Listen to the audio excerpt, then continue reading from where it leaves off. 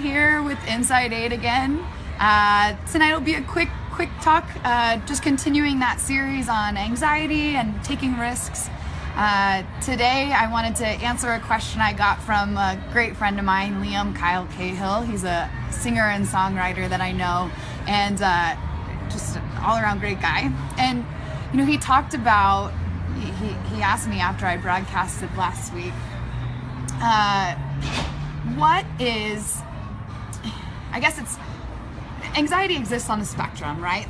There's people who have generally a very high anxiety makeup and people who have a pretty low anxiety makeup. Generally, those are the kind of people who wait till the last minute to finish an assignment or turn something in or do a task because they don't have this high anxiety kind of motivating them along the way, versus a high anxiety person wants to get everything done, checks it 10 times over. And it's how do you relate along that spectrum with someone who's opposite side of the spectrum as you? And the one thing about the Inside 8 primal motivation test, it talks about differences. Obviously we each have different motivations, and when you have someone who's on that opposite side of the spectrum, so particularly if you're someone who is low anxiety, I talked a lot about anxiety in general for people who have anxiety last week. So if you have low anxiety and you're generally not someone who is super anxious, how do you help your friends or your family members who have high anxiety? And I think a big piece of that is empathy. And if you aren't someone who's generally anxious, it's sometimes hard to put yourself in someone else's shoes and experience that anxiety. But let's think of it this way. So any event that happens, whatever it is, something happens to you and you make an appraisal. And that primary appraisal is either something is very stressful or something's not stressful to you at all, or it's stressful and you have the resources to cope with it. So any one of those three options. And say, for example, you have someone who is highly anxious. They tend to fall on the side of the spectrum that things are stressful, and they tend to maybe think, I don't have the resources to cope with this. So what can you do as a friend or as a family member for someone who appraises things as more stressful than you do and feels they don't have the appropriate resources to cope with that stress? I think a big piece of that is asking, how do I help? How do I understand what you're going through, and how can I help provide resources for you to deal with that stress or manage that stress? And that's hard because we forget, right? If we don't have that same level of stress, we don't think anyone else does. We go around in life that other people sort of have that same worldview as us. So we forget to ask what another person's experience is. And it may be really hard for those other people to communicate or put into words the way that they're feeling. So sometimes it just, it takes a large amount of empathy and validation of the other person's experience and trying to, try to help them manage that stress as well as you can. I want to open it up if there's any questions at this moment. My sister's here helping me again, kind of checking the comments as they come up. So I want to kind of take breaks here and there.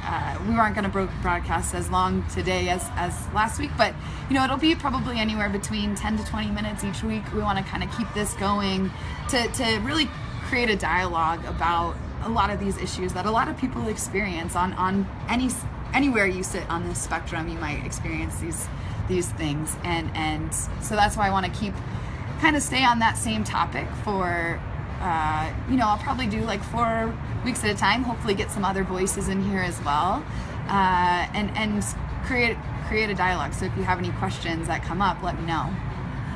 How do you acknowledge that someone's at a different point on that anxiety spectrum? I mean, we always see ourselves and, like you said, the worldview from where we come from. How do you, I know you need the empathy, but how do you realize that someone's seeing the world differently than you, that someone's having the anxiety? Yeah, that's a really good point. I think the underlying, the first thought that pops in my head is everyone has a different worldview, and we tend to fall into groups. I mean, that's the basis of Insight 8, is that we tend to fall into groups in terms of our motivations and the things that drive us and make us happy and who we are. So there's sort of a recognition that everyone kind of approaches something differently, but having an understanding of how you tend to address that. So I talked last week that my group is a nourisher. There's 8 groups, obviously, inside 8, and kind of recognizing what you are and where your anxieties lie within your group really helps you manage other people's anxieties. So in the test results that you get back from Insight 8 actually talks about the different groups and how you interact best with those other groups, which is a really awesome feature, I think. So you find out your group, you find out someone else's group, and you're able to kind of understand where that overlap is, because all 8 groups overlap with each other, and I think that's true across the board. You're gonna have overlap with someone no matter what background you come from, no matter what your life experiences have been. There's gonna be some overlap, but there's also gonna be some differences. So recognizing those similarities and those differences really helps you to manage that overall.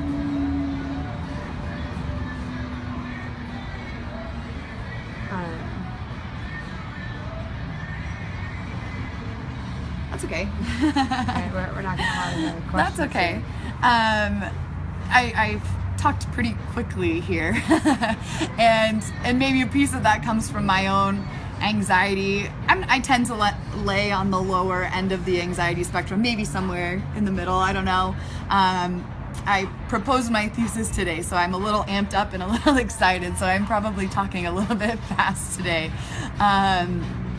And I know we tend to try to start right on time if we can, but overall, I think that this is a really important topic to continue talking about, and taking risks and facing anxiety and helping other people do so is really an important thing to do. So I hope that this continues to be a conversation. I'm going to post this again, and it'll be on the Insight 8 page. Post your comments, post your thoughts, what you want to continue talking about or me to answer. And I'm a nerd. I like to go to the literature and figure those things out. So let me know what you want me to talk about and what you want me to answer for you, and I can do that as much as possible. Cool. Thanks.